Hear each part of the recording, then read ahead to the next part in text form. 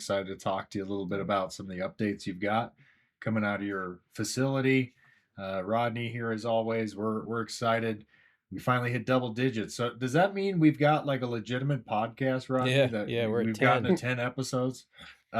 Most fail at like stop at like two or five or whatever it is. Yeah. So this is good. We've got good momentum, and Mason, you've been on before with like a group, but we wanted to give you kind of a spotlight here and just chat it up with you. So I guess let's just start off. I know you've introduced yourself and stuff before, but just talk a little bit about your backstory, a little bit, what got you into retics, and then we'll dive deep into the locality stuff because I think that's pretty neat what you're doing right now.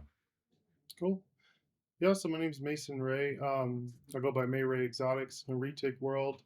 I originally had I was actually into like emerald tree boas and stuff. I didn't have any, but that's what I was planning on getting was into like the emeralds. Probably about this was like 2020, 2000, yeah, about 2020, 2019, 2020. And then I ended up getting into ball pythons. Like I got some because they were easy for the kids, easy for the family, whatnot. And I went to buy some cages from a dude here in Utah, and he had some retics. And once he let me handle a couple of them and stuff, and I was like, man, this is more like interactive, more what I'm looking for, you know. And these were just like morphs and stuff. These I actually ended up getting his whole collection. The Mm, guy, yeah, the guy was like trying to get out, didn't really have the best situation, and he had two retics and a boa. One was a mainland from Weston. The other one was he's a dwarf orange glow golden child. I actually still have him here. He's leaving next month. But yeah, so I got those, and that was like kind of what kicked it off. Then after that, I actually kind of got into some of the smaller localities. That's when I started looking at like Kalatoas and Kaiwatis, all that stuff. And mm. I got a pure Kalatoa from uh, from a guy named Michael Curry, and I had her for. I actually just moved her out like I don't know. I think maybe it might have been like 5 months ago. John Hecht has her. He goes by Mm. Food Chain Reptiles. He's Oh, on okay. Next Oh, Gen. He cool. posts. Yeah, Yeah, so he's he got her. seems cool. Yeah, yeah, super cool guy. He's got some awesome snakes and awesome setups and stuff. But yeah, like I said, I kind of just progressed with the localities. That was like what I decided I just wanted to do, and I've now kind of switched everything. The last year, I really switched gears just to the large localities. I still have like a turn eight, just to have a turn eight. Honestly, I like them, so I still have turn eight. I still have Kaiwati right now. I have the Mindanao Mm. still. The F2 Mindanao. I had a pair of F1s too from Rodney that are with they're with Hmm. Austin Jones now. Um, Oh, nice. but yeah, like I said, I really started to enjoy the large stuff a lot more. I started going down to Weston's place quite a bit and Yeah. hanging out, and that was like he like let me get hands on with him more so once I think once he realized that I was like really I kind of understood what they're capable of, you know, not to like kind of what not to do, I guess. Uh so yeah, like I said, I went down there and spent a lot of time like hanging out with him and stuff, and I still do. Me and Weston are still really good friends, and from there it was just over. Like I was like, well, I know what I want to do, and I started buying bigger cages, started buying bigger animals, and at this point I've basically just searched the whole country for whatever large localities I can find that I can verify. um and yeah, I mean now I'm working with Sumatrans, Saram, Balis, uh Malaysians. The Malaysians will be here soon, I guess. I don't have them here yet, but I bought a pair of Malaysians. And then I'll have some Sulas here, multiple bloodlines of Sulas. And then I still have the Mindanaos, like I said, and whatnot, the Ternates. I have a Halmahera from Rodney, one of the silver eyed females, which I'm really excited. to see her as she gets bigger. Every time she sheds, she just looks better and better. So I'm pretty excited about that too. Um, but yeah, I mean, I'm really trying to like preserve as much as I can. There's some other stuff left in the US that is just really, really like few and far between. Like it's hard to like I had a guy reach out to me recently that has a pure Javan, and I know where it came from. I Mm, knew they were produced just 2 or 3 years ago, but they're almost impossible to find. Like I know there's people that have them. They're just not doing anything with them, or they don't post them. You know, there's like Or they're not they're allowed. yeah, exactly. Yeah, They're or not they're not allowed. allowed. Yeah, exactly. You know how that goes. Yeah. So that's the thing is, I'm not saying that other people don't have what I have, but I've done enough searching to know like kind of what's out there, and the people that do have it, uh, good luck getting anything from them. That's kind of what it comes down to. Is like I've had people straight up tell me they don't care to sell them, they don't care to breed them, they just have them. Like simple as that. Which is, I mean, it sucks because I don't think people realize like there's very few people that understand how close we are to just losing some of these like completely. Like they just won't be here yeah. no more, because like it's awesome that people have them. Like I still like to stay in contact with the people that do have this stuff. Whether just because you don't want to sell something to me, that's fine. I don't care. I just like to kind of stay in contact with those people. But once those animals die, like we're not getting more, So it's kind of one of those things that I'm kind of hoping to get enough out there and get them in the right people's hands to so they're around still in 10 years. Like that's my thing. Is like I'm not planning on like pumping these out. I don't like my Sumatran females, I have no reason to breed them again after this season. Mm, Like realistically, the wild caughts, I don't like I could, but I don't have to. Like I'm just happy. I wasn't even going to breed them this year, honestly, but they cycle. Like, and I made a post about that, how like all of my wild caught females here cycled like without me like doing anything crazy to them, like to get them to cycle. To tell you the truth, the one female that's kind of throwing me like complete, I don't know what the fuck she's doing is my Bali. mm, I don't like, she's like not active. She's off food. She's definitely cycling. I think she's just really early. And I mean, they've locked up a few times, but it's like every other time I put the male in, she mm, wants to breed. It's Mm, really, really weird. Like really, really weird. Um, but yeah, the wild caught stuff, like I said, the Sumatrans, I was actually going to wait till next year probably to breed them, and they just both one went off food back in like September, and then the other one was about she's like exactly a month behind her, like with her prelay shed and everything to the day. They're a month, mm, like she's 1 month behind the other one. So and that was like right when it first started kind of chilling out here a little bit. Like it did, obviously, we've had a really weird winter. Like, I mean, we should have like at least 8 inches of snow right now, and we don't. But yep.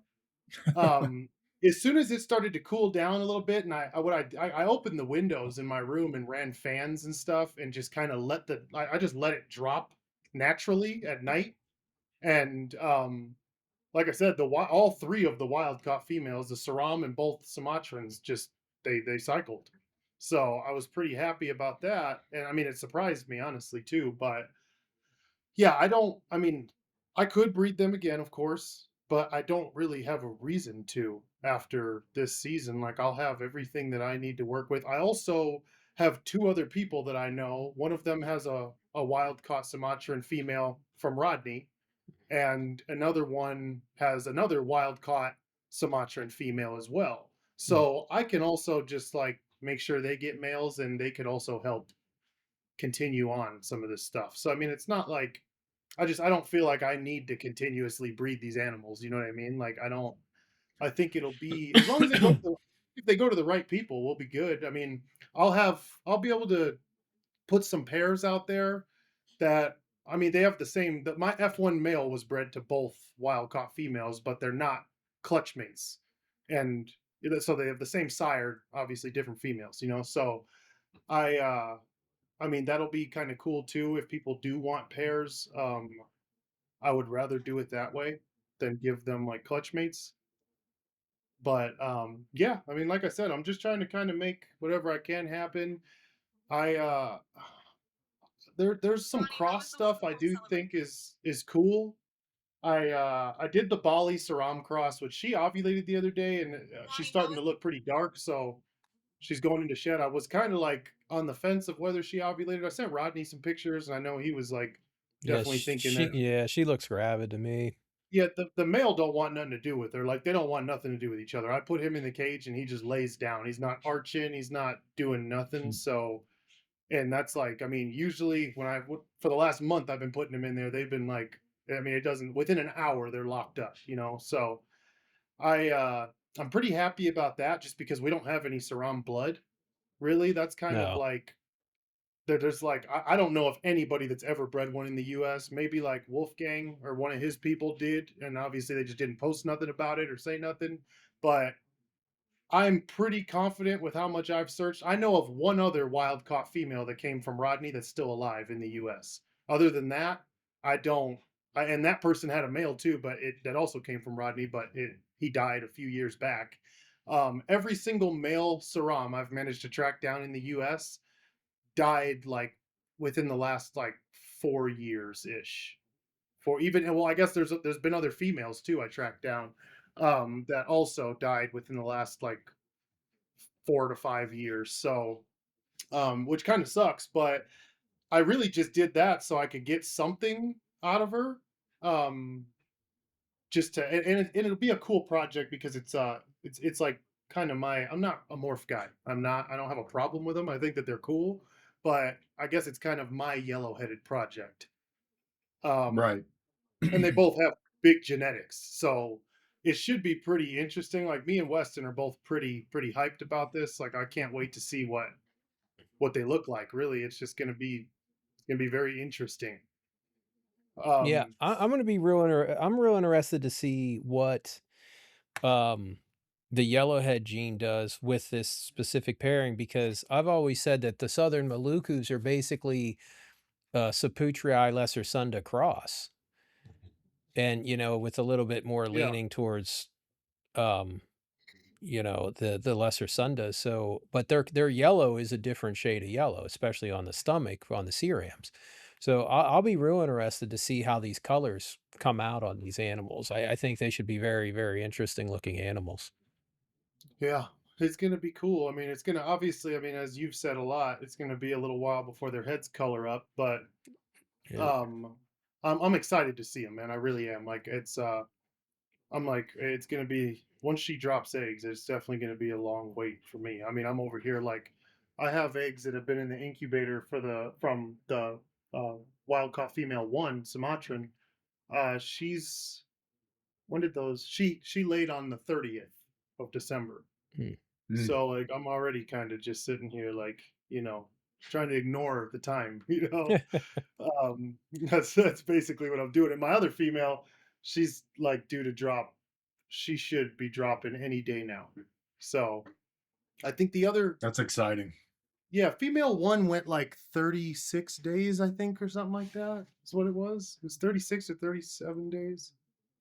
Because I was hoping she would drop on Christmas. It honestly Mhm. lined up to where she could have. I was really hoping I'd get a Christmas clutch, but or New Year, but she didn't quite make it. She didn't make it to New Year, but yeah, like I said, I'm really excited about just the bigger stuff. I mean, there's been a lot of awesome locality stuff. Period this year. Big year. I mean, all Big these year for Karampas are localities.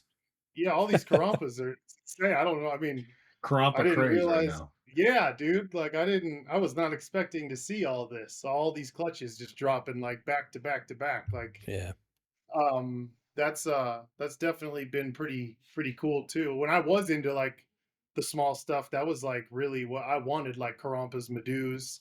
I almost bought a Madu just to do it, and then I was like, man, I'm kind of it's just I gotta focus on what I got going on because these big animals take up a lot of room, and I'm just like really trying to focus on getting everything 100%. I have friends that bought pairs of Karampa and Madu, so I know like I'll be able to get some later. Just I just want them as pets, honestly. Like I would take one of each and be happy. Like that's that would be a strictly like pet animal for me. Mm. Kind of like the ternate and like the Halmahera. I like them enough to want them still. I just don't. I had a female ternate that I got from you, Rodney, that F2 female, and She's with she's with Ryan. I Ryan. just sent Yeah, a yeah, I just sent a mail out for him to breed to her. nice. Yeah, dude, she's awesome. Like I told him, I was like, you keep feeding her, dude, like she'll be able to breed. Yeah. She yeah, she's an awesome female, super chill. Like I think when he bought her, I remember I was sending him videos of my 7-year-old son hanging out with her. Like Yeah. she was always real relaxed, real cool. The male is too. Like I still have him, Tony the Ternate. He's down there just chilling. Um, but yeah, like I said, I just there's still stuff I want to just have as a collector. And I mean, at the end of the day, all of this is just a big collection to me. Like I'm gonna be honest, like I have everything I want. Once I get the Sulas here from Rodney, and once I get Yeah. the other Sulas that are coming here, I'm really like done. Unless somebody offers me something that there is out there that I haven't come across, like a locality I don't have. Um, I'm uh I'm done really for the most part. Like I don't. There is some other species I like. There's some other cool stuff, but before I do that, me and my wife are looking into building a home right now, and I really want to get like a few walk-ins built before I like do any other stuff because I want to be Mm. able to cycle the big females or just the big retics period in and out of some walk-ins and give them some exercise room to spread out. Like that's the thing. Mm. I mean, even the wild caught Sumatran, the one that laid female one, I've actually been like working with her a little bit recently since she laid. It hasn't been too long. So she just took her first meal I don't know, about a week ago or 5 days ago. And she's actually been fairly relaxed since she laid. When we went to pull the eggs, she wasn't. Hmm. And I was lucky I had Weston's help for sure because I'd never done nothing like that. But um she seems to be fairly relaxed now. Like I pulled her out the other day and got her in a tub and like she wasn't like throwing strikes at me or nothing like that. I mean, they don't really like to be touched. That's for sure, which I knew that when I bought them, like I 100% knew that. Kyle told me that, but um I mean, the Saram was a little bit easier for me to kind of find that common ground with because Weston already had her used to like coming out of the cage, being put into a bin, and like that transition. She just was she's a big snake and she can get flighty.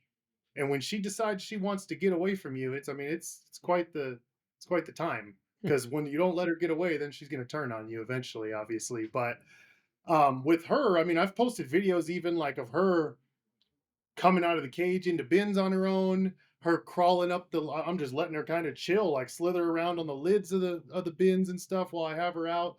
Like she's come a long way because there was a time when we weren't sure if she was a male or a female in the beginning because Weston got her as a male, and then there was people that reached out to Weston and said, "Hey, at one point that animal was offered to me as a female." And then I actually was able to, I mean, I probed her and she was not appreciative of that at all. Like I basically hit reset with her when I did that. That day, like she went from starting to trust me to like not wanting nothing to do with me. Like I would, if I opened the cage above her cage or walked up in front of her cage and stood there too long, she'd be ready to Hmm. ready for war. Like it was pretty the wild caught animals, I mean, I'm sure you know, Rodney, like they move different, like for Yeah. sure. They and when they got the size behind them, they get a certain level of confidence Yeah, too. they So I get real sure of themselves real quick. yeah, exactly. They know, like they're not. They know that they can fuck you up. Like they Yeah. know that they're 100% ready to too. Like the crazy thing is like she'll be flighty, but once she's not, she has no like. She don't care. Like she doesn't care what I'm trying to do. None of that. Like once she's decided that she's not gonna run, then she's 100% ready to just for war, period. But like I said, I mean, I've come so far with her. Like I can literally open her cage right now and just stick my hand in there and touch her, even with her like breeding and all that. She's been very relaxed now. Hmm. And I think it's due to just little stuff. Like I would come down here in my room and I would just open her cage while I was doing other stuff. And just kind of just let her, and she would just sit there dead still, like she wouldn't move. and or sometimes she would kind of get a little like you could tell she was real ready to be defensive. But I think after months of doing that, she started to realize that I'm not like a threat. So, and I mean, I'm not gonna tell anybody that this is capable with like you could do this with every retic because I'm about positive that I don't think I'll ever get as comfortable. I don't know if I'll ever have the trust with these Sumatrans that I have with her. Because with her, I even trust her to a point because I kind of know what not to do now. Like with the Sumatrans, like I said, they're just real like they don't really want to be messed with at all. Like I've like I said, I can get them out and get them into a bin. Well, I've done that like with the one female, I'm getting somewhere. The other one that hasn't laid yet, I haven't even been. I've been letting her do her thing, just chill. But um, yeah, I don't. I mean, I always just tell people when they ask me, like, "Well, what'd you do?" I'm like, "Really? You have to find like some kind of this is my opinion, some kind of common ground to like almost like an icebreaker, whether it's opening their cage and sitting there like I said, I would open her cage and I would do other stuff in the room and kind of just show her I wasn't even paying attention to what she was doing. And then other times, like I guess I transitioned from doing that to like opening her cage when I was getting her into a bin to soak her. I would Hmm. I would what I started to do was I tried to instead of grabbing her and pulling her out and just aiming her into the bin and giving her somewhere to go, because that's one thing with the wild caught stuff I've noticed, and the Sumatran female even did this. If you give them somewhere to go, they'll go. Like that's the thing. Like they'll want to go in there from what I've experienced. But I mean, I guess not all of them, because that male that Weston has will not do that. But uh, that male Well, it's Sula. good But you've got a relationship with Weston. I mean, Weston's pretty cool. I've talked to him a few times, and I think he's going to come on the podcast with Paul Lucas probably nice. next week, I would assume. So, but yeah, I still haven't been up to his place, so we'll have to go sometime, and I need to come up to your and see your stuff too, Yeah. because it really is a whole different world. Like getting into the big locality stuff, and I was going to mention, you know, people, I don't think people do realize, like you were kind of mentioning, the importance of maintaining these localities. I mean, if you get down to one pair, it gets nuts. I mean, then we just lose them, right? Yeah. Oh yeah. And so being able to preserve some of that, I think it's a really cool kind of mission that you have is just taking these larger localities and because they are really cool and really neat. For me personally, it's not my cup of tea just because they're so damn big. You know what I Yeah. mean? Yeah. No, And they it's are. Yeah. and Yeah. and it's not because I probably wouldn't be capable because I think I'm somebody that would actually probably enjoy some of that. But I think I tip my hat to you and to Weston, people like that really enjoy and like uh, that process of working with animals that size and Yeah. especially the locality stuff and the wild caught stuff. I mean, Weston seems like he's coming back a little bit. He took a few years off Yeah. but even Oh yeah. still, just maintaining what he has too, is Oh pretty yeah. Yeah. crazy, you know? I And don't. that's why I think it's like, it's pure passion. What you guys are doing is pure passion because it's not like you don't just sign up and do that for fun, unless you Yeah. No. absolutely Yeah. just love it. It's not Yeah. just some hobby somebody hops into that's like, hey, I need to make all this space and get these big enclosures. And now I got I got a food bill now I got to worry about and like all this Yeah. stuff. But I think it is pretty unique. And I think you're in the perfect spot, being so close to Weston because, Oh yeah. I he wouldn't. I has a lot of wouldn't that be. passion too.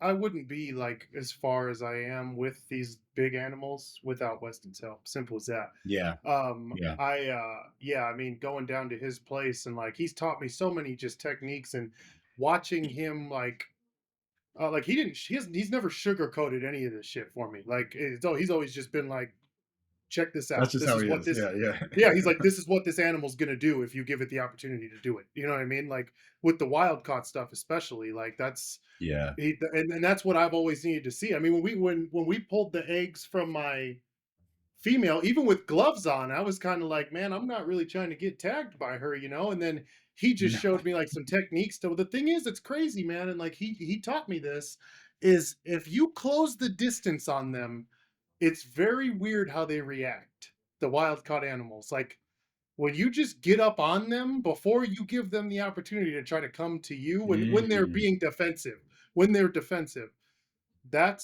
it's a whole different reaction because it's almost like you get this weird pause with them where they're like, Glitch. They kind "Damn." of glitch Yeah, out. they're like, Yeah. yeah, they're Yeah. like, "Damn," like this, like like they don't like when you get your hand right up on them real quick. It's a different reaction. You know what I mean?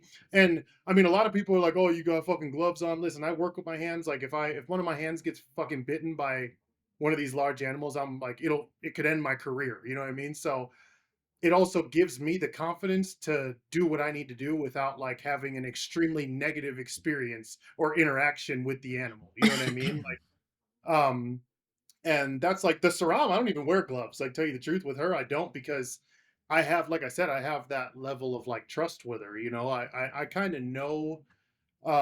She's also big enough to where she's a little slower. The Sumatrans, they were not fed heavily. Like a lot of people are like, "Oh, your Sumatrans are really small." I'm like, "Yeah, I mean, the wild caught females, you would consider them smaller for Sumatrans for sure."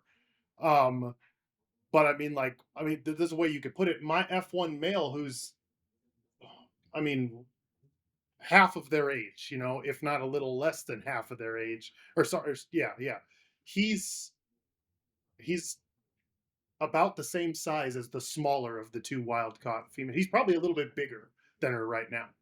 Um, so I mean that puts into perspective. And his mom was over 19 foot, or is. She's still in the U.S. Wow. So I mean it's like it's one of those things where um I mean, with like especially with gloves, like I don't ever tell somebody like, oh, don't wear gloves. I mean, when they're small, this is my thing. If I'm gonna get bit by a retic, I'd rather get bit by them while they're small. You know what I mean? Like my Halma, she's finally starting to get to the point where she's not as like bitey, but Mm. like she like, I mean, it's like random with the Halmas. Like you'll be holding her Yeah. for 10 minutes. Then it's either they bite you right away or you're holding them for 15 minutes and then they decide to start lighting up your arm or whatever. But like um, I don't have a problem. I don't have a problem with getting bit by them like that. I'd rather try to break them of it then, like, or like get that trust with them at a young age than like it's sad, but you see a lot of these large localities and how we lost a lot of them was especially when people were getting them wild caught. They didn't even try to work with them. Like, you know what I mean? Like they would just like, nope, that thing wants to fucking kill me, and they just let it. They never like tried to establish that relationship or trust or anything. And sadly, it ended up with the animal not being taken care of most of the time very well, and then they die fairly young. You know, that's the thing. It's Mhm. it really sucks for guys like me, but I mean, like you said, this is like passion for me. I really enjoy Yeah. them. I mean, I like all retics handling and interacting with them is like rewarding for me because of how like curious and just active of an animal they are. Mhm. But the large ones is just like a whole different experience for me. They have so much for me it's just a lot more rewarding, and they have such a presence to them and such a personality, you know, like it's cool. I mean, and my wife is not a big woman at all, and she's like she does a lot more with these animals than like I post. I told her I was like, you need to like change your Instagram to Mrs. Mayray Exotics or something because she does. I mean, she's helped me with That's all pretty kinds of rare. That's yeah, yeah, pretty it rare. is. It is. I mean, there's sometimes where she's like, there's sometimes plenty of times she's like, you should just probably call Weston. But like, um, I mean, I was in Texas back in October for work, and she actually pulled out the big Bali female to clean her one day because she was like, oh, you know what, like she peed in her cage, and like I had her on papers and she was like, yeah, I don't want her to sit like that for another day.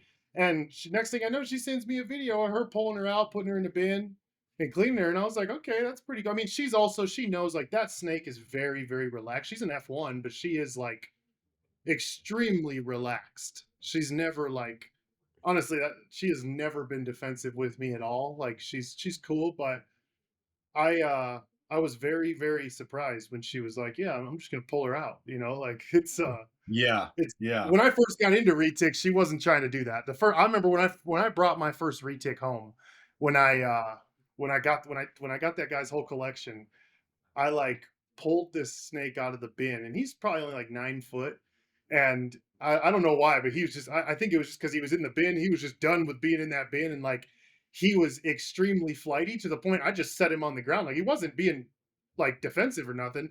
I just set him down so he could, like, because he was basically just like airwalking, like trying to get out of my hands so fast. So I just set him down. I remember she was just looking at me like, "What are you doing? Like, what? Like, she's like, why is this something that you want to do right now?" And then when I got some younger ones, like the locality stuff, she started like, honestly, like she got bit before I ever did. Tell you the truth, like but it was just by one of the Mindanaos when they were babies. But yeah, she's like I said, when I got the smaller stuff, like the babies that she could kind of like grow with, that like that was definitely what got her more into it.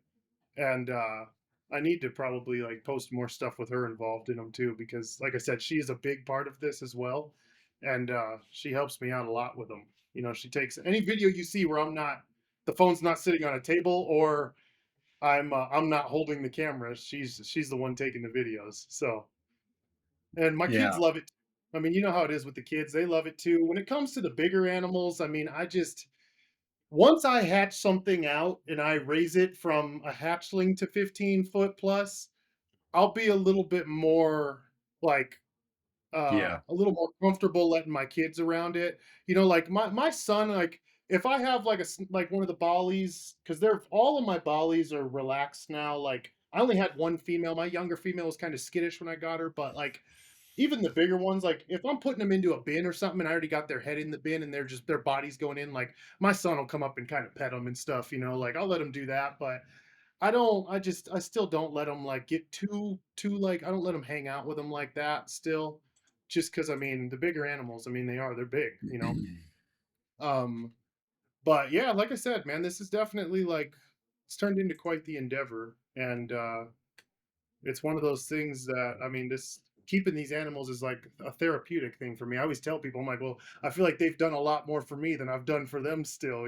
So it's like it's one of those things where I mean, it's the first thing I do every morning is I get up and come down here and see what's going on with everybody at about 4 in the morning. So it's like, I it's generally the first thing I'm thinking about before I work out or anything. I'm like in this room just kind of look. I mean, the amount of time I spend in here just staring at animals is probably some people might say it's unhealthy.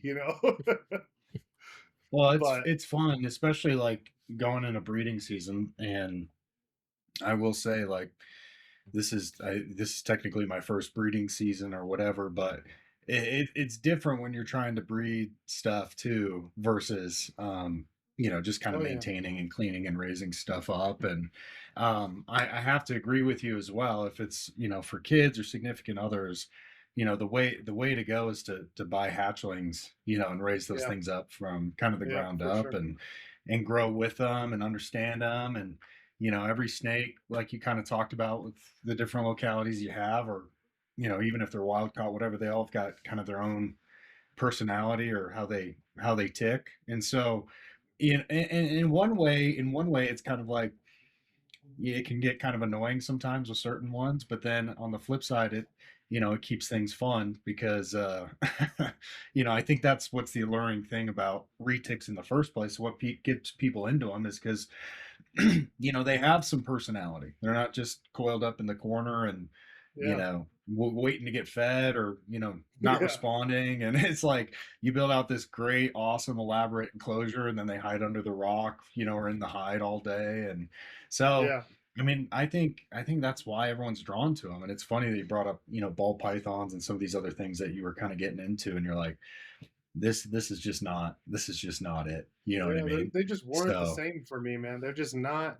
I haven't come across anything, and I don't. I mean, like I've always like promised my wife I wouldn't bring nothing venomous home. I don't really care to have anything venomous. So yeah, like that's like yeah. something I just told her. I was like, because originally I was like, yeah, I don't think I'm ever gonna get any really big snakes. And then I was like, well, I was like, check it out. This is what we can like solidly. I promise you, I'm never gonna bring no like venomous stuff home. But I've seen some king cobras in person, and the way that those animals move is like That's a whole different, like, I mean, it's a whole different species, obviously, but they are just, there's a lot more going on upstairs, you know, like Yeah. they're thinking, they're 10 steps ahead of you. When one of those things hoods up, like they're, it's crazy, honestly. Like I've never looked at an animal aside from like I knew this dude in when I was a kid. There was a guy. He passed away years ago, but his name was Roy Boy Cooper, and he had a tattoo shop in Gary, Indiana, called the Badlands, and that dude had tigers in there. Hmm. He had multiple pet tigers, but like looking into a tiger's eyes and looking into like a uh, a cobra's eyes, like that's like that's like same for me. Like it's just, Hmm. it's a whole different beast, dude. And like I said, I just, as far as like non-venomous stuff, I think retics are pretty, like pretty top tier for sure. Like I, for me at least, I mean, I think that they're just awesome. There's other stuff I want for sure, but like I think carpet pythons are pretty cool. I do. I think that they're like really cool, honestly. But um yeah, like I said, the thing with the big retics, man, they just really like caught my attention, and I can't get enough of them. Like working with them, even on my worst days, or I guess their worst days, where it's like every female wants to give me a hard time or whatever, you know, like it doesn't, like I don't know, I still got a smile on my face. It's awesome. Hmm. Like I I really enjoy working with these animals, and like you said, I mean the breeding. This is my first year breeding them, and it's been kind of, I've kind of learned like they're just gonna do what they're gonna do. Simple as that. Hmm. Like, because like I just watching them constantly and stuff. Like, yes, I've learned a lot. Like with just my biggest thing is with the bigger ones. Is I'm like thinking like, is that an ovulation or is she just laying weird and it's making her look bigger? Like what? Like that's my Yeah, problem. It's like sometimes, like I yeah. said, I spend too much time staring at them, and I'm like, am I seeing what I want to see, or am I like seeing what's happening? You know, That's been like me all season. That's been me all yeah, season. yeah, Yeah. yeah. So it's like, and then I started to like, I guess like after, especially after the first, because the first Sumatran, the one that just laid, I missed her ovulation. I think she ovulated while I was out of town, and I was like, kind of, she just shed. So I just went from that day because I was like, she's definitely like, I was looking at like pictures I had of her when I first got her, and I was like, okay, she looks way bigger than she like she just looks like way thicker. So she's got to be gravid. So, and then the second female, I actually seen her ovulate, and it was like, it was really weird because I put the male in her cage, and all of a sudden, like I seen him, like he was arching and stuff, but she didn't really want nothing to do with him. And I noticed she was like tail wagging and starting to scent drag a little bit. Like I was like, what the hell? Like it really threw me off. And then she wasn't like getting defensive with him or nothing. And then she just kind of laid still. I sat down here for like 2 hours watching him, and she just like chilled out. And then he was trying to lock up with her, and she would let him get like right to the point and then just like flip his tail off with her tail. And I was like, kind of like, what the hell? So I left him in there, and then the next morning I came down, and she looked like I fed her. I was looking at her and I was like, what the hell? Like scale separation. Hmm. I was like, what the hell is going on? And I sent Weston a picture. I was like, is this an ovulation? And he was like, yeah, she's huge. Like, because he's seen them in person. Like, he was like, that's definitely an ovulation, man. I was like, okay, cool. I know I sent Rodney some pictures too. I was like, dude, finally, like I witnessed this. And that's why, like with the Saram, she's so big, dude. Like I've like been, just like I said, I probably just stared at her too much to where I'm like, every morning I was like looking, and I'm like, okay, maybe she looks. The one thing I noticed, though, I will say the other day, because she ovulated on the 18th, it was, the one thing I will say is when I came down here, I noticed she was almost, and I don't know if you've ever seen this, Rodney, but she was almost like partially inverting her body where she was like where the mass was, like Yeah, where the swelling they was. tip over. They Yeah, basically yes, tip she was, Yeah, like, it's over. like tip tipped on over. her side, and Yeah. I've never seen her lay like that. And then I left her alone. That was at, like, 4 in the morning. Her lights weren't even on. I was, like, looking at her with a flashlight, you know, and I left her alone, and then I came down here at, like, noon that day, and she had moved, and she was just spread out across the back of the cage and, like, doubled over. And that's when I could tell, like, because the back half of her body was like this, but Mhm. her midsection was still like way taller. I was like, Yeah. yeah, that was when I sent you those pictures. I was like, this Yeah. got to be an ovulation, And then I put the male in, and he didn't want nothing to do with her. Like they weren't. I wasn't seeing nothing, and he's been a very good breeder so far. So I mean, hopefully that works out because that'll be a pretty cool clutch to see here in the U.S. I know a lot of Yeah. people don't even know most people don't even know what a saram is, tell you the truth. But I think it'll be really cool just to see. It's kind of my just a side project for me, really, because I'm really trying to produce is like pures for the most part. That's like my main goal, obviously. But I mean, I don't have a pure male, so it is what it is. I honestly don't know of one left. I don't know of a I single don't pure think there's male any left. left. If there is, it's No. like with Wolfgang or maybe one of his like people or something. But And I'm gonna and be even honest, I Wolfgang don't. Wolfgang didn't have a ton of Ceriums either. He No, just he no. didn't have a So lot. so the shipment that mine came in on, Dan told me there was only two of them. Yeah. And the thing is, I know for a fact that male's dead because Nick had that male too. Mm. Mm. So yeah, I'm not really sure. Like I said, every male I've managed to track down died. I know Aubrey had a pair, and I don't know where those went. Like he said he lost track of them, so I have no I can idea. guess. Like, yeah, I wish I really, really, really wish somebody would just like come Find out of one? somewhere with. Yeah, yeah, I wish Find somebody one? because I mean, dude, I do have like I'll say Just find this. one. The guy who I got the Malaysians that are coming here and my F1 Sumatran from, like, I just randomly found him on Instagram. He like Mhm. isn't a huge he goes by Morph Kings. He breeds some awesome stuff, but he's Yeah. not a retic breeder. Yeah. And I just got lucky with that. And I mean he did a great job with these animals too. Like they're all very healthy, like relaxed, like cool animals. So I got Mm. lucky with those because I was to the point with like with the Sumatrans, like I got the females because Rodney found those for me, and then I couldn't find any. I found people with males. Like I know other people that have males related to mine, but nobody wanted to let one go. Yeah. Like nobody wanted to sell them. There's people with pairs too from that same clutch, but nobody wanted to sell like any of them, which I understand. I mean, I don't want to sell any of mine, but like I was just kind of like, fuck, well, now I got the females. What do I do? Like I was just Yeah. like no matter what, they're awesome animals. Like they'd still be here no matter what. But I was like, fuck, I was like, it'd be dope if I could find a male. And then, like I said, I finally did, man. So I was pretty hyped on that.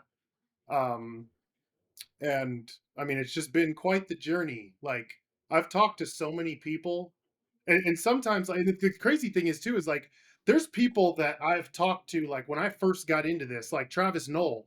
I reached out to Travis because I seen like some 10-year-old or older than that post of him with some Sulas like on the Retic Nation from back when he had a big Retic collection of localities, and me and him are like really good friends now. We talk almost every day. Like that's the thing. Hmm. I like this was just somebody I literally randomly just messaged on Facebook trying to track down localities and figure out what was what. Blake Graves, he's another person that like Yeah, I I haven't heard just that name in a while.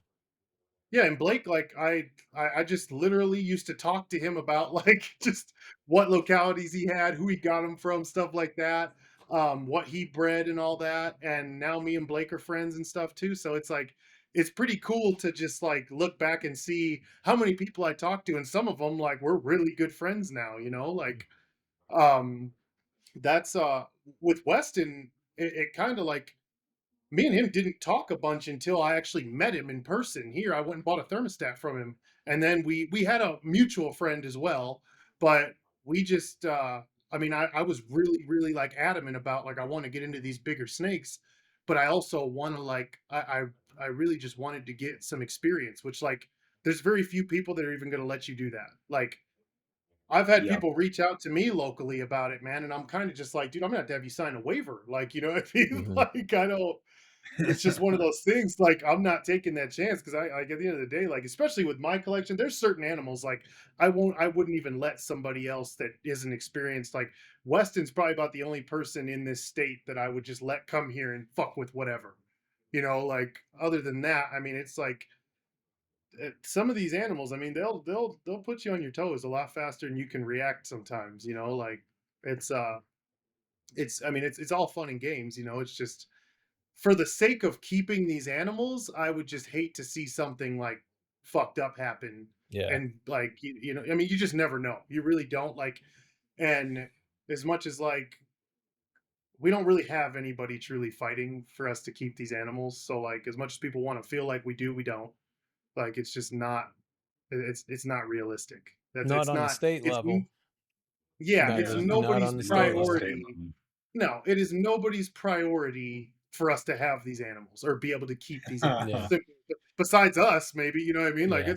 it's my priority for sure, you know what I mean? But like that's the thing is like I try to be careful with like I have buddies that come over and stuff and my buddy Adrian, he comes by like if I'm out of town, he's usually the one that watches over the animals for me. He'll come by every day after work and just make sure everything's good, everything's got water. That's the only thing with the big animals, dude. Like if they decide to piss in their water bowl, it's a couple gallons of piss, like Yeah. it's not like and like if I'm gone for a week, like I gotta that can't sit like that. I don't even like it sitting like that for a day. Like there's a lot of people that are like, yeah, I just do waters here and there. I'm like, when I had smaller, like the small localities or when all my animals were younger, I was like, yeah, like these things, like it's not bad at all. Like once you fucking start feeding them 10 pounds of chicken and shit at a time and they decide to drop that in their water bowl when they're done, it's like, oh fuck. Like, it's like It's it's rough. like, yeah, dude, I wake up to that on a regular, Yeah. I wake up to that. Yeah, yeah, yeah. you know what I mean? Like No, I come down here and see that at least 3 days out of the week, so like it's one of those things where I feel what the big guy or like the big snake guys were talking about. And I still see people that were like me, like comment on stuff sometimes. And they're like, oh, yeah, like you just don't get it until you get them. Like, and then you're Yeah. like, damn, these things really will piss that much. Like, my wife will come down here sometimes and she's just like, what the fuck? Like, how does that even happen? Like, like she's like, and it's a like I lot. said, even I mean, it is, yeah. dude. It is. It's just they can really tear some shit up, man. Like if they want to, they Well, will. I carried what is she? Well, no, Rodney. I think you produced the Karma Yeah. for Rob that big platinum he has, Mhm. right? And I think I've told this story, but yeah, the Retic Fest was what summer of 2022. I was there with Eric Lee, Rob. I'm trying to think who else was there. I think Andrew was there. I've Anyway, there seen was that like four or video. I five of think. yeah, we carried her out, and she was nice. She was just pretty flighty that day, and yeah, Yeah, it took five of us. And I don't know how long she is. She's probably 17 feet maybe yeah. at the She's big. time. Yeah, she's a big snake. She's Yeah, pretty, but she was pretty big, and it's like five of us carrying her out of this facility to like show her off to people, and I'm like, this is not fun, dude. Like for me, I yeah, was like, this is just yeah, not fun. I mean, I get it, it's cool, like, and I can see why other people would enjoy this, but I was like, this isn't my thing, dude. You know what I mean? yeah, So, yeah, so I was like, much respect, hats off, like, yeah. And so I don't even try to comment on any of the mainland stuff because I'm over here keeping like, you know, the tiny stuff. So I've got no room to talk, but I yeah. mean And I can understand it. yeah, I still love You the know. smaller localities. Like I said, I plan on getting some. I just am like on a mission to do as much as I can for the big ones before I like kind of revert back to like just buying pets. You know what I mean? Like I'm like to the point where I'm like, okay, kind of this rule in my head is I'm like, you need to figure out like walk-ins. I really, really, really want to put not like I don't know if I'll ever get to the point where I have every single retic. I'm not going to tell people like every retic in my collection will be in a walk-in enclosure. Like when people say that, I don't think that they understand the overhead that comes with that. Like that Yep. is the amount of space that you. I mean, if you have even if you had 10 mainlands, so say you have 10 big snakes, 10 10 say walk-ins. 15, say 10 15 by 20s because that's what I want to do is like Yeah. 15 by 20s.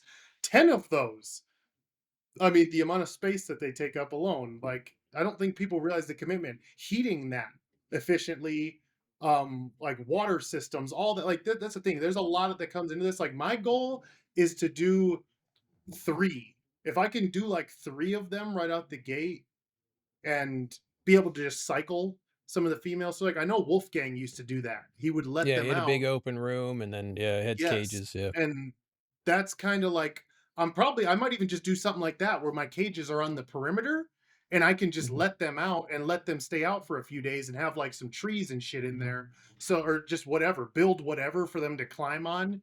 And I mean, like you have to think about so much stuff when you're talking. I mean, you're talking like trench style drains and shit. Like, you know what I mean? So you could just Yeah. hose the whole room down basically.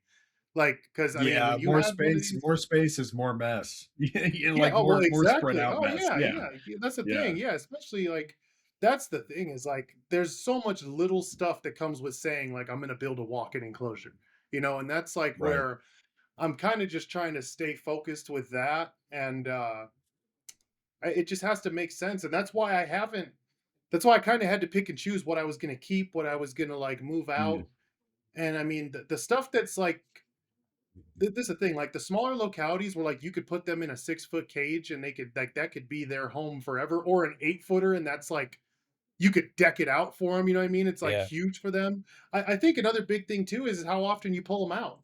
Like that's the thing too is like even the wild caught ones. I like to try to like the Saram. I like to try to get her out and like let her hang out for a little while. Like even if it's just her like slithering around on the lid of a bin while it's open or whatever. I try to like let them move around some because I think that's really important too. I mean, they're very active. Like if I come down here, like my lights, my whole room is on a timer, cages and all, so it shuts down at 9 o'clock. If I come down here by midnight, man, like it's fucking jungle. You know, what I mean? Each one of these cages, like they're very active. Like what's really weird. Speaking of that, is like my so Sumatran female one she after she ovulated or after she shed, I should say, she didn't really move. Like she stayed in the same spot, just kind of Mhm. like she'd get some water and go right back, but she stayed like in a pretty tight coil, like just in the same spot. And right at the end, she got very like restless right before she laid for Yeah, sure. about 10 But days before they drop, they run around in yeah, circles. exactly. Yeah, dude, like every time I came down here, she was just like moving around herself in a circle. But Yeah. female two, she's been like oddly active. Even like right now, she's like I come out and she's mostly like her whole back half of her body stays in a coil, but her Mhm. front half like she'll be moving around and like if I'm moving around, she'll kind of come up to the glass and follow me a little bit, kind of see what I'm doing. Like she's just way more active than the other one was. Like, I don't. She also does not seem as defensive as she normally is. I mean, I haven't messed with her at all. Like, it's not like I'm reaching in there and trying to like handle her or anything. But um, she just, yeah, I don't know. Like I said, it's just really odd. She's a lot more active right now, especially at night. Like she's moving around quite a bit around the cage, a lot more than the other female was. Even I'm gonna be honest, like the Saram right now, ever since I've seen that ovulation, she's been like pretty just laid out in the she just like went to the hot side and she's been laying there and I can see she's starting to dull up. So Yeah. looks like she's getting ready to go into shed. She has very long sheds, man. The Saram I don't think she's ever shed in under 2 weeks. Like ever, Jeez. whether she's cycling or not. Like she has very long shed cycles, since I got her at least. And the calicos actually shed a lot. And Kyle did tell me that before I got him. He was like, they actually shed like quite a bit, but even like outside of breeding and stuff, they shed pretty often. Yeah. Did Which is kind did of just Interesting. did you notice yeah. how often the ternates shed? They shed a lot. I have it all written down. And yeah, you know what? My Tony, he actually just shed. I didn't even realize he was in shed. To tell you the truth, and I had him out the other day, but I must have missed him being in deep blue because yeah, they do shed quite a bit. Now that you Mhm. say that, both males, even the other male, which he's going out. Somebody bought him, Hmm. but even that other male you sent me, he same thing. I did notice he Yeah. sheds quite a bit, dude. He Yeah, they does. shed a lot for some reason. Yeah, I don't it's just weird to see that like through the and what's really crazy is the bollies don't. Mm. Like my bollies outside of I mean unless I hit them with like a big meal, try to kind of induce a shed, um they they don't shed like if I just feed them the same, they'll kind of shed on the same cycle. Like I noticed, like it'll be about the same amount of time between sheds. Like I said, unless I slam them with like a big meal, then obviously, like most of the time, almost I think almost anything I have, if I hit them with a big enough meal, they'll go into shed. Mm. Like it's pretty common, it seems like. But yeah, it's cool to observe the different localities, and that's another thing that's very fascinating to me with these uh I mean large and small localities is just seeing stuff like shed cycles. Um I mean just behavior. I'm not like I have a lot of people ask me like, "Oh, what do you see between the different localities?" And I I don't really it's hard for me to say as far as like a personality or behavior goes because I think it's more so how much time you spend trying to interact with them, whether they want to be interacted with or not. Like that's or whether they're defensive or whether they want to come out of the cage, you know, like that's Mm. the thing. Because I mean, another thing too is just because they're curious and they want to come out of the cage doesn't mean that they won't get defensive.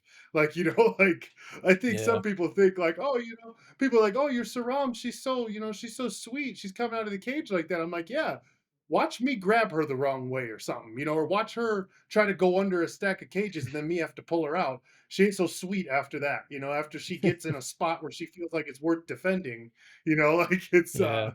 when they once they get comfortable somewhere and they think well, it's funny because like I don't know, probably like a month or two or no, it's probably like 2 months ago. I had her out and I decided I was gonna let her. I usually don't let her hit the floor for very long. Like I'll let her hit the floor if I'm kind of like handling her and stuff. I'll let her hit the floor and then I'll pick her up and kind of just work with her. But I let her go right out of the bin down. She was crawling up on the lid of the bin and then she went down on the floor and she went under a stack of cages. And I was just kind of like, okay, you know, whatever. Like I thought maybe my Bolly does the same thing, but she'll go around the whole room, like literally. She'll just like I'll let her out sometimes while I'm cleaning and she'll just move around the whole room.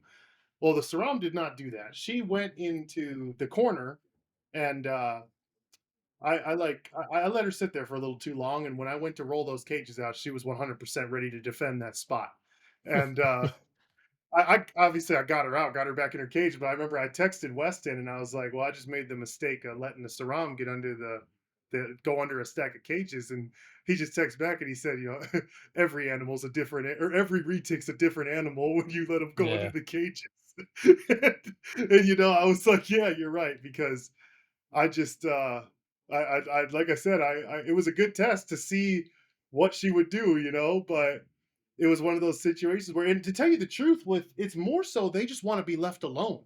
It's not that they're like she's not like out for blood just like it's not like she's chasing me around my basement or something.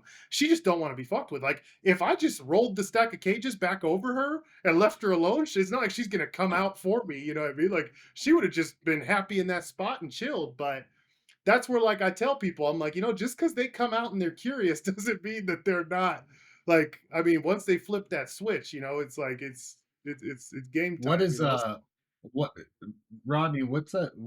I know you. I don't know if you've told this story on the podcast or whatever, but you recently had your Sula female get out. Well, What's her she temperament didn't like? get out. She got away from me, Oh, she got away from you. Yeah. and I don't like letting like the first quarter of her hit the floor Yeah, because it's like game over. yeah, And she got away from me. She got under a stack of cages. I got her out from behind there because she came. Oh, she almost got me in the face because she went under the cages, and I'm pulling on her back end, and that snake's pretty big. And I didn't know she'd came up over top, and this was 3 stacked high of visions, you know, she got under a stack of visions. She comes the whole way I'm bent over on the ground trying to pull her, and I didn't know that she'd went up. And I look and I stand up and look, and she's right there and took a shot at my face. And I mean, it did yeah, then she ripped the front of, my mini split off the wall because she went over to there. I like yeah, she just total pain in the ass. And she wasn't even really being that mean, she just didn't wanna go where I wanted her to go, you know? yeah. And That's if the they thing. don't wanna They go get where you that want them to confidence. go, Yeah, like, unless you can physically overpower them, they're going to go where they want. So, yeah, yeah. yeah, you can't yeah, once a snake actually gets 15, 16 feet, to overpower them is it's, like, not happening. Oh, it's a workout, man. It's a Yeah. it will have you sweating, out of Yep. breath, like You And it better hurts your move. Like back it's too yeah, because oh Yeah, they're yeah. your always back, man. because they're always out in front of you and you're trying to get under them and you're Yeah, always hunched over and they're just yeah. pulling you forward. Yeah, you always end up It's hurting your literally the back with them. yeah, it's the worst way to be picking up Yeah. anything, especially some Yeah. especially basically you're picking up a huge muscle that's trying to get away from you, you know, Yeah. like Oh, didn't Chris McVicker hurt his back? I don't know if it was from that, but I know he had reoccurring back issues and Yeah. surgeries and stuff, and yeah, I know that's having some dude, of those big snakes. I I don't wouldn't doubt know. it. I wouldn't doubt I know Yeah, Eric Lee's talked about it. Eric Lee's talked about throwing his back out, Yeah, like, I working sold a with really. big tiger. I had a 19-foot tiger, and I sold her because she was a runner. And Mm. having and she was big, she's 19 foot, and but she was always darting here and there, and I was constantly pulling throwing my back out with her, and I actually sold Oh, her. I sold her to Jay Gonzalez, and it's after she'd laid a clutch, so she was, a little thin, and yeah. he hits me with a call when he gets home, and he's like, "Man, I didn't think that snake was that big. We were driving down the highway, and it got out of its fucking tote." And, Shit. yeah, they had to pull off the in highway. the car, Yeah, in the car. in the car, and he said, "Yeah," he's like, "Dude, I did not realize that snake was that long until I had to try to get it back in that tote on the side of the highway." So, yeah, that's why I got rid of that snake. Yeah, I pulled Pandora's Yeah. box, right there. yeah, I threw my back out so many times, because of that animal. Yeah, it's Gosh, crazy, man. It's crazy. Like, I mean, like you said, I'm the same way. Like, I don't with the Saram, I don't like to let more. Like, if the first quarter of her body hits the floor, It's is on the gone. floor. Yeah, and the problem is too is like when you got your stuff up on carts or up on like Yeah. casters, as soon as they get under a stack or under that cart and they like hook around the Yep, caster, you're done. It's yep. over. It's over at that point. You're done. Like oh, you're not winning that fight. You're not winning that fight. Like No. it is like Yeah. at that point, to tell you the truth, what I usually do is I'll let her go or I'll Yeah. let them go at that point. And then I'll figure out, I'm like, okay, once they get their whole body back in one spot, you kind of just gotta you gotta just grab, go for a commit. yeah, yeah. Yeah, Like honestly, Weston like recently taught me, he's like, you gotta get closer, get farther up on them. Like he's like, get closer to their head because is like then you have more like you can direct them a lot more because if I mean like a 16 foot like this Saram she's I have pictures of her in videos doubled over in an 8 foot cage and Yeah. like nose to tail at one wall body touching the other wall, you know, and so she's right at 16 foot and dude like you grab like anything behind the midsection of her body while she's trying to get away is you like you're not doing anything like you know like it's pointless, you know, No. so um yeah, you got to get like up by their head so you can actually direct them somewhere. And I honestly like when it comes to I've never had to grab her by the head. Like I've never had to grab her behind her head and Yeah, like that's cuz good. It that's doesn't go basically well. the most no, that's like the most negative it is. interaction that it Yeah, really is. It's the most negative interaction you could ever have with one of your retics. Aside from one of them, I guess, actually getting a hold of you, you know, is like for them though, like you grabbing them by their head, that's all they got. You know, so like Yeah. And even like they if usually start rapping. They usually start to oh rapping. yeah, yeah, yeah. Oh, dude, the Sumatrans, they'll musk you. Like oh bro, they'll musk you so bad. One of the female too, she got like a piece of substrate up in her mouth over the summer and it was like I thought she worked the substrate out but I don't know something happened in there. I ended up having to get in there. She had like I had to get a fang out and stuff but I felt so bad, man. My buddy Adrian came over here and I was like, listen, she's under her hide. I was like, as soon as I move the hide, I was like, we just have to grab her head because I got to get in her mouth. I was like, there's no getting around it. So he grabbed her head, man. She wrapped him and just like musked, like pissed shit, like just all over him, dude. Like I was just like, fuck, dude. Like I yeah. was like, I was gonna say like even checking their mouths, like even for some of my stuff, it's like yeah. it's such a negative interaction. I hate doing it, but it's like when Oh, I hate doing it. Yeah. they've got like some sort of a Yeah. infected or something tooth that you got to get Yeah. out or piece of Yeah. substrate. Yeah, it's not fun. I always try feeding them a big ass meal before. Like That's what I before like usually do. If I'll I see feed them a something going on, I'll just big yeah. meal, put them in the Dude, shed. Yeah. Sometimes I'll even do 2 big meals, bro, just to, I'll but the thing is, once it gets to a certain point, I just I've had to do it enough times now, and I know the animals well Mhm. enough.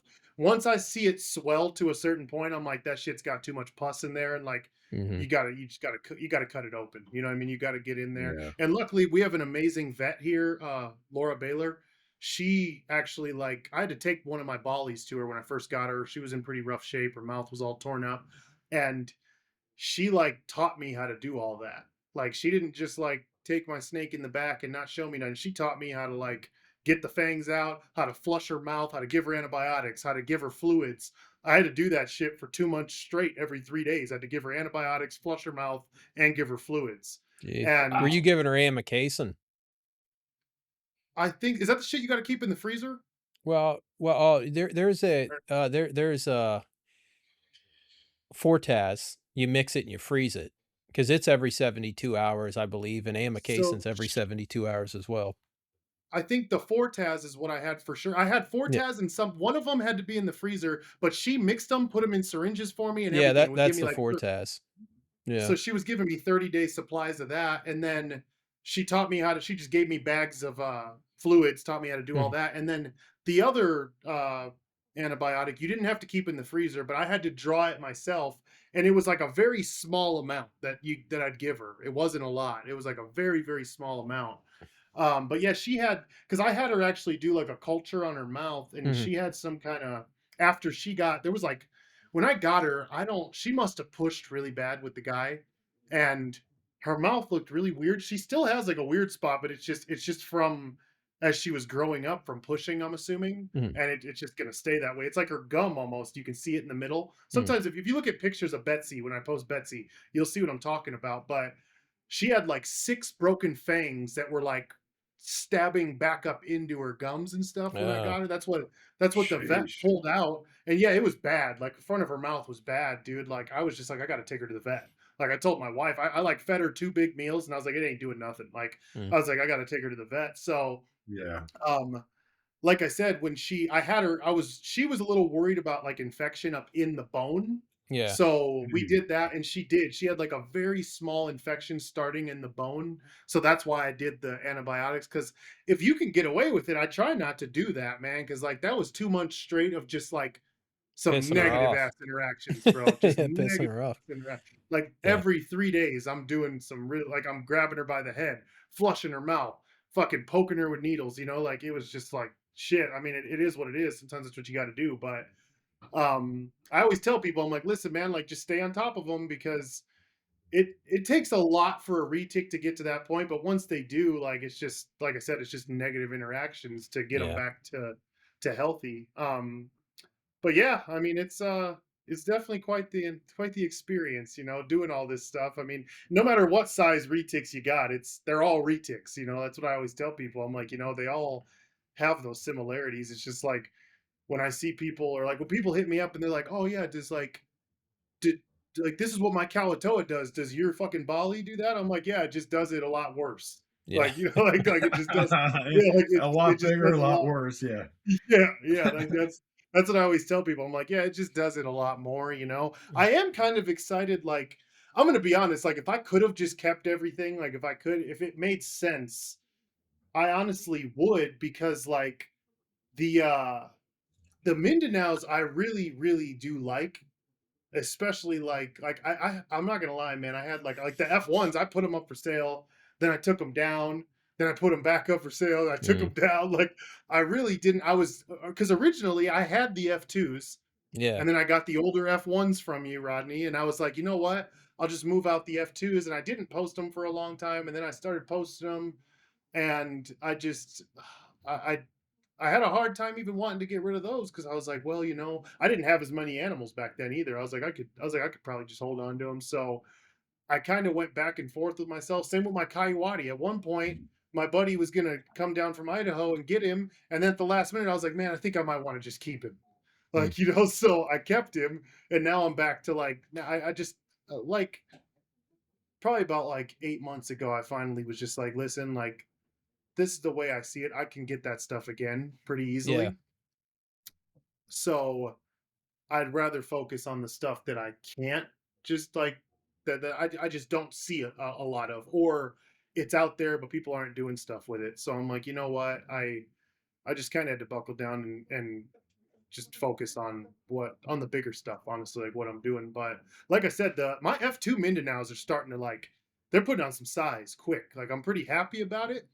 I made a post the other day and didn't really get any traction. I was hoping that like some other people that have them would kind of put in some input, because I was curious like where everyone else's are at size wise. Well, Just the animals from that clutch. you notice how skinny those things are. They're like Oh ridiculously yeah, yeah. skinny. And that's the thing that people don't realize. Like even people don't understand, even a 12-foot Mindanao is no, it's not going to be like, you can't compare it to a 12-foot Bali or a 12-foot Sumatran, or Yeah, it's, they're lean animals. Like that's the thing is mine, they haven't they've gotten long, but they're not getting girthy. Like, no, and I've put some food in them, like I really have. That's the thing. Like, and with the ternates, it Yeah. seems like and with the ternates, what I'm noticing with my two males that are here, I guess the one I more so, I've had him for over a year now.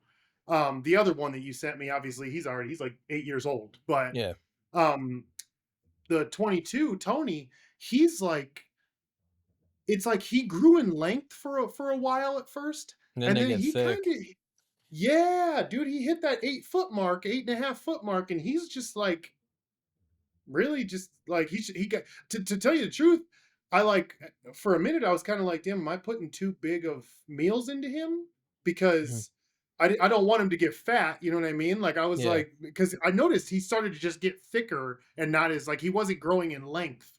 Like the Mindanaos, they're the opposite. They stay thin and they're growing in length. You know, yeah, like that's the thing. But which I mean, I've talked to a lot of people over there in the Philippines, and they've like, with the Mindanao, they've told me, they're like, listen, like the biggest ones we've found were maybe 14 foot.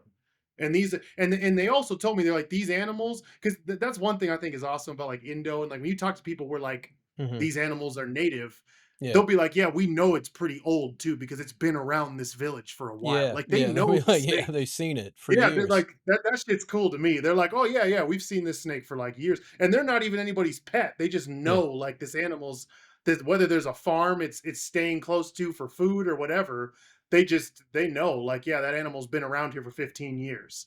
You yeah, know, like that shit's cool. Yeah. That's like so That's cool to me cool. because you can't get better data than that. Like and I know in the US, like it seems like people want to ignore that shit. Like when I see guys, when I see like on our pages here in the US, like we're posting all these localities, and you get somebody in Indo, like, well, here's mine, and I've fed it like this, yeah. and There this is was how that big it is. Karampa. Just Yeah, last dude, that was week, a somebody male. posted That that was a male, they man. posted That that 10 was a picture. foot male. plus. Yeah, it was And at this is least the thing, 9. It was like, at least 9, 9.5 feet. yeah, bro. And this is the thing, when you see that, I'm like, and you got people in the US like trying to argue with him. I'm like, that don't make any sense. I'm like, dude, No, like you can't argue with, it's not a selectively you can't. bred small bloodline. That's what happened. You got to get you got to go to the Exactly. source Yeah. for the Yeah. small Yeah. bloodlines. Yeah, Yeah. like That's the thing. there's kind of a debate on whether or not Mindanaos are dwarf or not, and I'm like, I call them medium-sized retics. I mean, I'm not gonna call my Mindanaos a large locality. You know, I don't No, really they're call not. them They're not dwarfs a large either, but locality. No. no, Yeah. no. I don't. That's why I just tell people like I believe in like small, medium, and large localities. Yeah, I don't. I try not to use like, which it's hard nowadays to not use SD or dwarf, because like yeah, sometimes you tell people like, do you tell somebody like, oh, it's a medium-sized locality, they don't know what the fuck that means anymore. Like, you know, nobody knows what that yeah, means anymore. Like people are like, oh, so it'll get like, so medium, does that mean that like, you got the people that think that means it's going to stay 12 feet, then you got the people that think that means it's going to be 16 foot because they consider a yeah. large locality 23 foot. Or You you know what I got mean? That's or you got prehistoric pets posting they're going to be dwarves are 7 to four to 7 feet. 4 to 7 feet today. They just yeah, I Four to posted. don't. 7 feet. I mean, Wait, it's who posted? Jay Brewer posted that? Yeah, his daughter just his posted daughter something. posted. I'm like, first off, if you're going for the micro retic, I mean, I Yeah, guess use the proper marketing term as yeah, a super dwarf. But Yeah, I yeah, don't. dwarfs in Well, general you to know say what's four to funny is seven there's a feet. really old video. I'm sure Rodney's probably seen this. There's a very old video of Jay. it's got to be close to 15 years old, where he's explaining how if you just basically don't feed them, Yeah, I put they'll it in stay one a of my certain size. yeah, I put it in one of my videos to show how Garrett's lying because Yeah, it's like it's all one of the videos where he's down on the floor with the animal or something, yeah, and well, he's there like yeah, talking there's about it. he does it. There's 2 videos where he explains it because every like this was probably he was close to 15 years old. It was probably 13 years old, 14 years old. Yeah, He's explaining how you don't have to spend all this money on dwarfs and super dwarfs because if you just feed a retic, meals that aren't much bigger around than they don't grow, but they stay at healthy body weight. And I was in the video, I was taking a shit on Garrett, obviously. I was like, so Garrett just took this video and said, this is the proper way to feed super dwarfs and yeah, dwarfs. That way they don't grow. Mm. And I'm like, but here was his employer, I think at the time explaining like, don't spend your money on dwarfs and super dwarfs. Just feed them meals that don't leave a big bump and they don't grow. Then they keep a healthy weight. And I'm like, he just put an old idea in a new package and sold it, and sold it to people, and that yeah. yeah, I have a video of that video and Garrett, him and Jay are saying the same thing, just selling it in a slightly different way. Well, what's crazy is I thought this thing was squashed a few years ago, Mhm. and it just keeps It it just keeps keeps coming back. resurfacing and then doubling down. Yeah, I'm like the thing's got 9 lives to it. You know what I mean? It's like, Just keeps holy coming crap. back, like It just it keeps really coming does, back. man. It really And does. I really feel bad once again. I mean, it's not so much the people that are established because no. everyone knows that that's BS. It's all the new people coming in. And what I hate is like you come in and you expect one thing and then you find out you're lied to and Like maybe Kai it's on a Waddy. few different fronts and then it's like then things change because you're like, oh, I got my hopes and dreams up about this plan and now that's all shattered. So the burnout rate or the get out rate in our community, I think, is extremely high because of a lot of the misinformation that's being pushed or has been pushed Yeah, or is still on the internet. yeah, You know it's what I it's mean? So yeah, it's it's a over problem. 90% the people that throw in the towel. It's Yeah. crazy.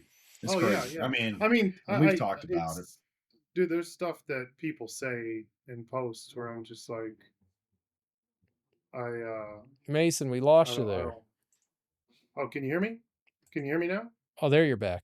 Yeah, there you're back. Yeah, We sorry. lost Yeah, you for a second. what's going on? Yeah, what I was saying is there's stuff that people say in posts where I'm just like, I'm gonna be honest, dude. Like, I never wanted to like get out, but I'm like, that's another reason why I'm happy. I have shit where I'm like, no, this fucking thing's gonna be big. Okay, like, there's no, Yeah, you I'm don't not, even have I to don't have have to the play that. debate. I don't have to fucking Well, play the game. it's I like don't its have to own it's like, like its own market. Yeah. You've yeah. got your own I'm market like, within this market because there's a lot of people that want those localities, Like yeah. there's definitely There is people. There's also a lot of people. I will say that like they're like, well, you could still keep them small. You know what I mean? I'm like, fuck. Like I'm just like, I don't. I'm not like. I'm sorry. Like I don't want to be that guy that's like, well, then you shouldn't have it. But like, Yeah.